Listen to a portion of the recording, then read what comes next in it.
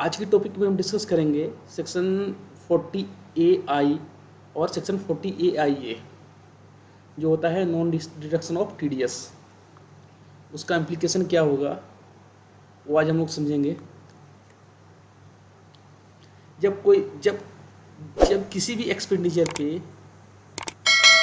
TDS deduct करना हो, अगर उस पर डिडक्ट किए बिना ही या तो बुक्स में एंट्री कर दी या तो पेमेंट कर दिया, ये दोनों में से जो पहले हो, जो जब TDS की बात करेंगे तो पढ़ेंगे।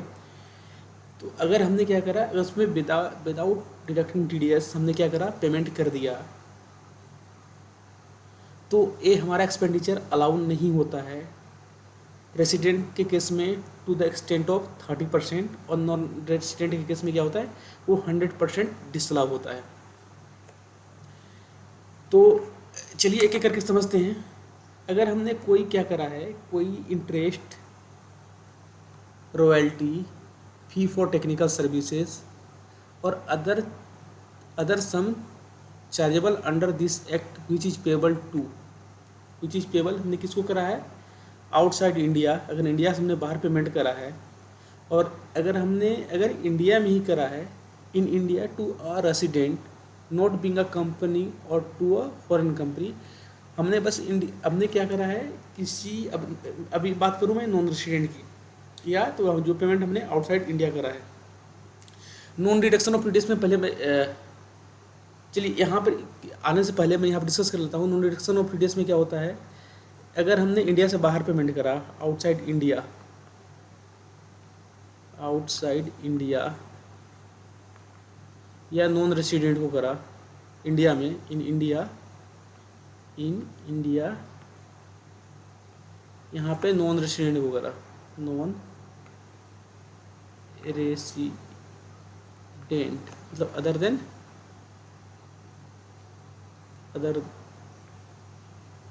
देन कंपनी और foreign company, other than foreign company कर देते हैं, कंपनी।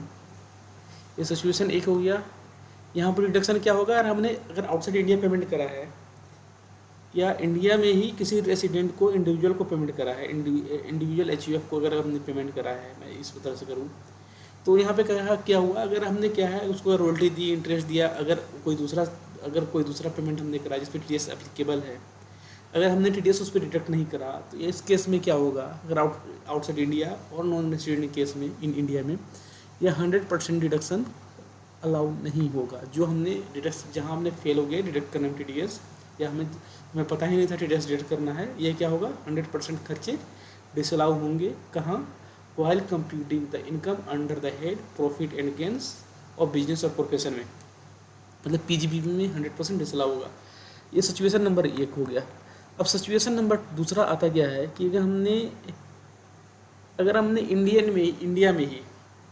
इंडिया में ही रेसिडेंट को या कंपनी को, अगर हमने क्या करा है, इंडियन कंपनी को या रेसिडेंट को हमने पेमेंट करा, रेसिडेंट कर देते हैं या इंडियन कंपनी को हमने पेमेंट करा जिसपे हमने TDS डिडक्ट करना चाहिए था, हमने नहीं करा, तो उस पर क्या होगा कि हमारा जो, अगर हमने डिडक्ट नहीं किया तो वो क्या होगा, टू द एक्सटेंट ऑफ 30% हमें डिसअलाउ हो जाएगा। अब इसमें दूसरा सिचुएशन ये आता है कि हमने डिडक्ट किया और क्या हुआ, हमने गवर्नमेंट के अकाउंट में डिपॉजिट नहीं करवाया, डिपॉजिट करवाया। कब, तो इस सिचुएशन में भी क्या होगा, मतलब रिटर्न फाइल करने से पहले हमने डिपॉजिट नहीं करवाया गवर्नमेंट के अकाउंट में, तो अभी क्या करना होगा, उसमें भी 100% डिसअलाउ होगा। दो सिचुएशन है, या तो हमने या तो आउटसाइड इंडिया या इंडिया में ही किसी नॉन रेसिडेंट को पेमेंट कर रहे हैं, TDS डिडक्ट नहीं किया, अगर किया भी तो उसको, अगर TDS डिडक्ट किया भी तो उसका पेमेंट गवर्नमेंट अकाउंट में नहीं किया, तो 100% डिसअलाउ होगा। दूसरी सिचुएशन आती है कि हमने रेसिडेंट कंपनी है, इंडियन कंपनी है, रेसिडेंट है, उसमें हमने क्या करा कि हमने TDS डिडक्ट नहीं किया, तो क्या होगा 30% डिसअलाउ होगा। अगर हमने TDS डिडक्ट करने के बाद हमने उस TDS को गवर्नमेंट अकाउंट में डिपॉजिट नहीं करवाया, उस सिचुएशन पे भी 30% का डिपॉजिट 30% का डिसअलाउंस होगा। तो कुल मिला के अगर हम TDS डिडक्ट नहीं कराए या तो गवर्नमेंट के अकाउंट में डिपॉजिट नहीं करवाया TDS डिडक्ट करने के बाद वो डिसअलाउ होगा। बस नॉन रेसिडेंट केस में याद रखना है 100%, outside India non resident case में 100% डिसअलाउंस होगा, और रेसिडेंट और इंडियन कंपनी केस में 30% डिसअलाउ होगा। तो यहाँ पर बात आती है क्या है कि जो हमने फिर दोबारा इसको स्टार्ट करते हैं कि हमने किसी नॉन रेसिडेंट को या आउटसाइड इंडिया को क्या करा है, इंटरेस्ट पे करा है या रॉयल्टी पे करी है, फी फॉर टेक्निकल सर्विसेज हमने पे करा है, या कोई दूसरा अमाउंट जिस पे TDS चार्ज होना है अगर वो पे करा है क्या आउटसाइड इंडिया, और इंडिया में ही to a non resident not being a company और टू अ फॉरेन कंपनी, एक फॉरेन कंपनी मतलब एक इंडिविजुअल HUF होना चाहिए या EOP BOI होना चाहिए। तो उस केस में क्या होता है कि अगर जिस पे हम क्या हो TDS उस पर क्या TDS डिडक्टेबल है, और उस पर क्या हुआ हमने टैक्स TDS डिडक्ट नहीं करा है, TDS डिडक्टेबल है उस अमाउंट पे जो हमने पे करा है, या उस अमाउंट पे हमने TDS डिडक्ट नहीं करा है। दूसरा सिचुएशन आती है क्या कि अगर हमने TDS डिडक्ट करने के बाद हमने क्या करा, उस अमाउंट को गवर्नमेंट अकाउंट में डिपॉजिट नहीं कराया। कब? रिटर्न फाइल करने के पहले। रिटर्न फाइल करने मतलब अंडर सेक्शन 139 सबसेक्शन 1 में, मतलब ड्यू डेट से पहले जो हमने return file income tax return की जो ड्यू डेट होती है उससे अगर हम उससे पहले हमने डिपॉजिट गवर्नमेंट अकाउंट में नहीं करवाया तो वो क्या हो जाएगा, 100% हमारा खर्चा डिसअलाउ होगा। कब? जब हम अपना इनकम कंप्यूट करेंगे, किसके लिए? प्रॉफिट और loss under the head PGBP में, बिजनेस और प्रोफेशनल में जब हमारा अपना ये इनकम जो कंप्यूट करेंगे वहाँ पे 100% डिसअलाउ होगा। किस केस में? अगर हमने आउटसाइड इंडिया या तो नॉन रेसिडेंट को पे करा है, तो अगर TDS डिडक्ट हुआ है, डिपॉजिट नहीं करवाया, या तो TDS डिडक्ट हमने करा ही नहीं है जिस खर्चे पे TDS डिडक्ट होना चाहिए था। ठीक है, अब आते क्या है, अब समझते हैं। अगर हमने जिस साल TDS डिडक्ट करेंगे, सिचुएशन हो गया कि डिसअलाउ होगा, TDS डिडक्ट नहीं करा तो हम डिसअलाउ करेंगे, या डिपॉजिट नहीं करा TDS डिडक्ट करके डिपॉजिट नहीं करवाया तो डिसअलाउ होगा। और सिचुएशन आती है क्या कि अब इन्होंने बोला कि हम जिस साल TDS डिडक्ट करेंगे, अगर खर्चे को मान लो बुक कर दिया, हमने जिस साल TDS डिडक्ट करेंगे उसके सब्सिक्वेंट ईयर में, उसके बाद के सालों में उस साल खर्चे अलाउ होगा, या तो हमने जो TDS डिडक्ट कर लिया था, जो डिपॉजिट नहीं करवाया था वो तो हमारा डिसअलाउ हो गया। अब हुआ क्या कि जिस साल हम उस TDS डिडक्ट हम जो हमने डिडक्ट करा अगर पे करेंगे किसी दूसरे सालों में, आगे के सालों में, सब्सिक्वेंट ईयर्स में, तो जिस साल हम TDS पेमेंट करेंगे वो खर्चा हमें अलाउ हो जाएगा उस साल जिस साल हमने TDS डिपॉजिट करवाया है गवर्नमेंट के अकाउंट में। ठीक है, इसको समझते हैं। It is provided that where in respect of any such sum where tax has been deducted in any subsequent year or has been deducted in the previous year but paid after the due date of filing of return under section 139 subsection 1 due date से पहले वाली की बात कर रहा है यहाँ पे। such sum shall be allowed a deduction in computing the income of the previous year in which such tax has been paid। अगर हमने क्या करा कि TDS हमने डिडक्ट नहीं करा था, सब्सिक्वेंट ईयर हमने डिडक्ट करा, उससे अलावा होगा। अगर हम TDS डिडक्ट कर लिए थे, अगर डिपॉजिट हमने ड्यू डेट के रिटर्न फाइल करने के का जो ड्यू डेट होता है तो उससे पहले हमने डिपॉजिट नहीं करवाया तो डिसअलाउ होगा ही, जो मैंने ऊपर बात करी थी। अब उसके बाद क्या आता है, क्या जिस साल हमने रिटर्न ड्यू डेट के बाद अगर हम पे कर रहे हैं, जिस साल हम TDS पे करेंगे उस साल वो खर्चा अलाउ होगा। अब सिचुएशन है, दूसरा सिचुएशन है, ये तो बात हो गई डिडक्ट करने की ना करने की। अब आता है इसमें ना असेसी इन डिफ़ॉल्ट का एक कॉन्सेप्ट आता है सेक्शन 201 सबसेक्शन 1 में, कि अगर असेसी ने क्या करा, TDS डिडक्ट नहीं करा है और अगर करा भी है तो डिपॉजिट नहीं करवाया तो वो असेसी ने डिफ़ॉल्ट माना जाएगा सेक्शन 201 सबसेक्शन 1 में। अब वहाँ पे कुछ सिचुएशन प्रोवाइजो दिया हुआ है सेक्शन में 201 में कि एसएससी इन डिफ़ॉल्ट नहीं माना जाएगा सेक्शन 201। रेसिडेंट के केस में क्या होगा, जो मैं अभी डिस्कस कर रहा था, 30% अलाउ होगा, यहाँ पे 30% डिसअलाउ करेंगे।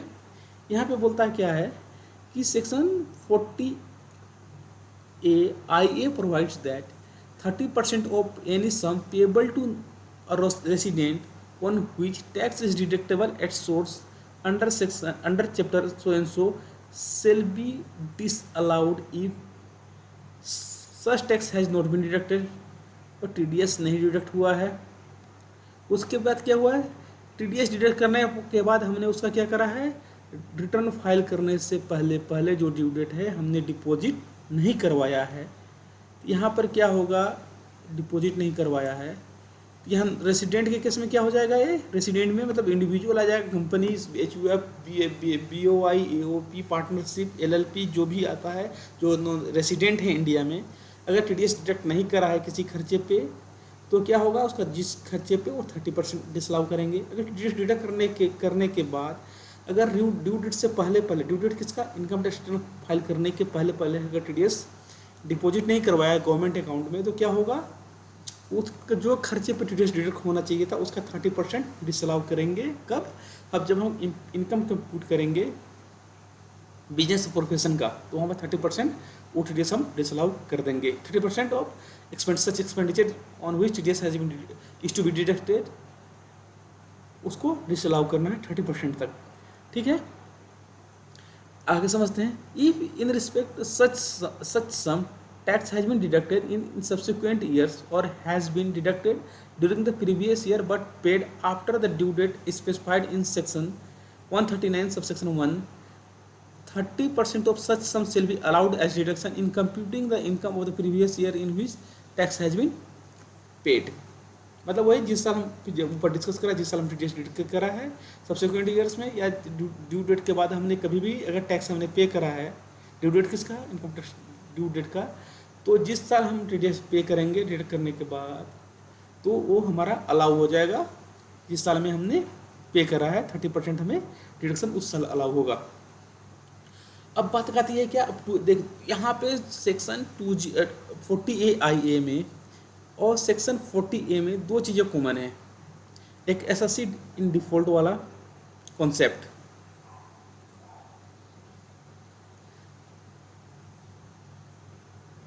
एसएससी इन डिफ़ॉल्ट का कॉन्सेप्ट जो है यहाँ पे दोनों जगह सेम है। तो अब यहाँ पर जो बात करेंगे हम दोनों की बात करेंगे, किसका, सेक्शन 40A I की बात और सेक्शन 40A IA की बात करेंगे। यहाँ पे हम या दोनों सेक्शन की बात करेंगे। इस दोनों सेक्शन में क्या होगा कि एसएससी इन डिफ़ॉल्ट कब नहीं माना जाएगा कि कब पे, जिसको मान सपोज ए लिमिटेड है, ए लिमिटेड ने क्या करा, प्रोफेशनल फ़ी किसको पे करा है, ये दोनों सिचुएशन में सेक्शन ए नॉन रेसिडेंट के केस में या रेसिडेंट के केस में बात करते हैं। यहाँ पर ए लिमिटेड किस क्या करा, प्रोफेशनल फ़ी पे करा किसी ABC एंड कंपनी को जो CA फॉर्म है, इसको क्या हो TDS डिडक्ट होगा एट द रेट ऑफ 10%। अगर हम प्रोफेशनल फ़ी पे करते हैं, कितना, प्रोफेशनल फ़ी जो है 30,000 से अधिक का पेमेंट करते हैं तो क्या होगा, यहाँ TDS की लायबिलिटी कितनी आती है, TDS की लायबिलिटी आती है 10% से, TDS at the rate of 10% deduct होना है। किस सेक्शन में, सेक्शन 194J में, सेक्शन 194J में क्या होगा, TDS किस रेट से होगा, 10% से होगा। तो ABC लिमिटेड क्या करा है कि जिस प्रोफेशनल फ़ी किसको पे करा, ABC कंपनी को, उसमें क्या हुआ, TDS किस रेट से डिडक्ट होना है, 10% से डिडक्ट होना है, किस पे, किस सेक्शन में, 194J में डिडक्ट होना है। अब क्या हुआ, ABC अगर यहाँ पर क्या हुआ, ए लिमिटेड ने TDS डिडक्ट नहीं किया, किस पे, जो प्रोफेशनल फी पे करना था ABC एंड कंपनी को, उसने क्या करा, इस पर TDS डिडक्ट नहीं करा है और विदाउट डिडक्टिंग द TDS ये क्या है, ए लिमिटेड ने पे कर दिया किसको, professional fee ABC company and company को। अब क्या हुआ, अब अगर यहाँ पे अगर मान लो ABC&कंपनी नॉन रेसिडेंट है, ये तो पेमेंट हमने आउटसाइड इंडिया करा तो 100% डिसअलाउ होगा। किस सेक्शन में? सेक्शन 40A(IA) में।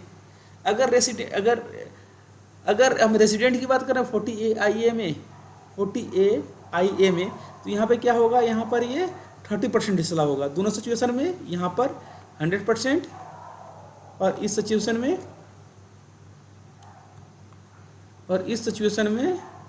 30% डिसअलाउंस की बात आती है। अब हुई क्या कि अगर से अब एसेसिन डिफॉल्ट की बात नहीं करेगा क्या, हाँ, कि पेई कौन है यहाँ पर बात करता है, तो पेई क्या करा है, furnish return of income under section 139। अब इसने क्या करा, ABC कंपनी ने अपना रिटर्न ऑफ इनकम फाइल किया। अब ए सिचुएशन 201 सबसेक्शन 1 में ए लिमिटेड एसेसिन डिफॉल्ट नहीं हुआ। किस कंडीशन में? कि ABC कंपनी ने अपना रिटर्न फाइल करा हो। अब ABC कंपनी ने क्या करा हो, 30,000 रुपये जो अपना रिटर्न ऑफ इनकम फाइल किया, उसमें 30,000 रुपये जिस पे ए लिमिटेड ने TDS नहीं डिडक्ट करा है, वो अपने इनकम में शो किया हो। ठीक है, ABC कंपनी ने क्या करा हो, 30,000 रुपये जिस पे ए लिमिटेड ने TDS नहीं डिडक्ट करा है, उस पे ये अपने इनकम में इंक्लूड करा हो जो इसने रिटर्न फाइल करी है। और इस पे जो टैक्स ड्यू होता है, जो ड्यू टैक्स है, जो टैक्स जो ड्यू होता है इनकम टैक्स रिटर्न फाइल करने में, उसने किसने, ABC कंपनी ने उस पर क्या हो, TDS पे कर दिया हो, टैक्स पे कर दिया हो। इस सिचुएशन में 3 सिचुएशन सेटिस्फाई होने के बाद कि पेई ने क्या करा, पेई कौन है यहाँ पर, ABC कंपनी, उसने क्या करा, TDS अपना डिडक्ट कर लिया है। अपनी उसने क्या करा, रिटर्न TDS डिडक्ट नहीं करा, सॉरी, उसने क्या करा, ABC कंपनी ने क्या करा, जो पेई है वो इनकम टैक्स रिटर्न फाइल किया। दूसरा सिचुएशन, दूसरा क्या है, जो रिटर्न फाइल करी है, इनकम टैक्स रिटर्न फाइल करी कि जिसने पेयर ने जो विदाउट डिडक्टिंग TDS जो अमाउंट पे कर रहे हैं किसको, ABC कंपनी को, जिस ए लिमिटेड ने 30,000 रुपये पेमेंट करे, उसमें क्या करा हुआ कि ABC कंपनी ने 30,000 रुपये अपने इनकम में शो किया। और जो रिटर्न फाइल करने के टाइम पे जो टैक्स ड्यूज बनता था ABC कंपनी पे, उसने क्या करा है, उस पर ABC कंपनी ने क्या करा, टैक्स पे कर दिया। तो इस सिचुएशन में 3 कंडीशन फुलफिल होने के बाद जो पेयर है ए लिमिटेड, वो क्या होगा, एसेसिन डिफॉल्ट नहीं माना जाएगा। ठीक है, अब दोबारा समझते हैं इसको। और इसमें क्या करेगा, ये अपना एक फॉर्म आता है, फॉर्म नंबर, ABC कंपनी क्या करेगा, अपने CS एक सर्टिफिकेट इशू करवाएगा। सर्टिफिकेट आता है, certificate number, form number 26A। ये क्या करेगा, इसका जो ABC कंपनी का जो चार्टर्ड अकाउंटेंट है, जो इसका ऑडिटर है, वो क्या करेगा, एक फॉर्म इशू, एक सर्टिफिकेट इशू करेगा कि उसमें क्या मेंशन होगा, फॉर्म नंबर है 26A, उसमें मेंशन ये करेगा कि जो TDS की लायबिलिटी जो ए लिमिटेड की थी डिडक्ट करने की, उस पर डिडक्ट नहीं किया ए लिमिटेड ने, जिसपे ABC कंपनी ने रिटर्न फाइल करा, उस इनकम पे इसने क्या करा, टैक्स ऑफर करा, और जो टैक्स ड्यू है उसने पे करा। ये मेंशन करने के बाद ये किसको देगा, ए लिमिटेड को। कौन देगा, ABC लिमिटेड, ये किसको देगा, ए लिमिटेड को ये सर्टिफिकेट देगा। तो ये क्या हो जाएगा, ABC लिमिटेड, ए लिमिटेड एसेसिन डिफॉल्ट यहाँ पर नहीं माना जाएगा। और उसके बाद जो खर्चे डिसअलाउ होने थे या हुए हैं, वो अलाउ हो जाएंगे। किसको, ए लिमिटेड को। चलिए इसको दोबारा समझते हैं इसको। In case the assessee fail to deduct whole or any part of tax on any such sum but is not deemed to assess in default under the first proviso to section 201 subsection 1 by reason that such payee has furnished his return of income under section 139, has taken into account such sum for computing income in such return of income, ठीक है, और has paid tax due on the tax declared by him in such return of income and payer furnish a certificate to this effect from the accountant of such form as may be furnish। किसको करेगा, यहाँ पे EO को करना पड़ेगा, assessing officer को।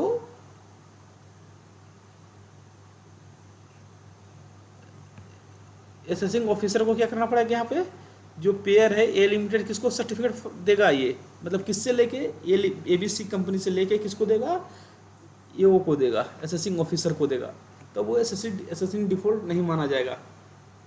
अब उसमें क्या माना जाएगा, जैसे मैंने बात करा, अब ABC इन कंपनी ने क्या करा, TDS डिडक्ट कर रिटर्न फाइल करा, उसमें जो TDS डिडक्ट नहीं हुआ था उस अमाउंट पे टैक्स पे करा, और मतलब टैक्स पे कर दिया, तो उस पर क्या हो जाएगा, जो इट वुड, यहाँ पे क्या बोल रहा है, it would be deemed that SSC has deducted paid the tax on such sum on the date on which return of income has been furnished by the payee. अब इसमें क्या माना जाएगा कि ABC की ए लिमिटेड ने TDS deduct किया है, उस पर टैक्स पे किया है, कब, जब पेई ABC इन